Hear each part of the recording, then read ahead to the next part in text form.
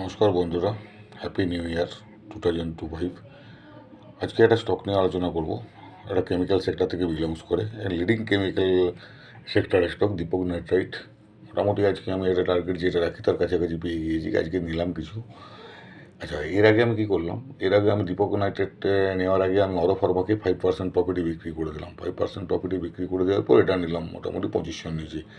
একে আমি টার্গেট রাখছি 1 মাসের জন্য 2440-এর কাছাকাছি স্টপ লস এবং 2770 থেকে 80 টার্গেট।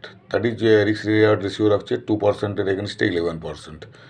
এবং এটা 34,000 crore মার্কেট ক্যাপ। অনেক দিন ধরেই একটু একটা লেভেলের মধ্যেই আপ ডাউন করছে। স্টকটা কিন্তু খুবই ভালো পারফরমেন্স দেয় এবং আগামী দিনে আশা করছি এটা আমি 2780 থেকে 2800 1 থেকে 1.5 মাসের মধ্যে পেয়ে যাব। এটা কিন্তু কোনো বাইসের রিকমেন্ডেশন না, জাস্ট এডুকেশনাল পারপাস। যা করবেন আপনারা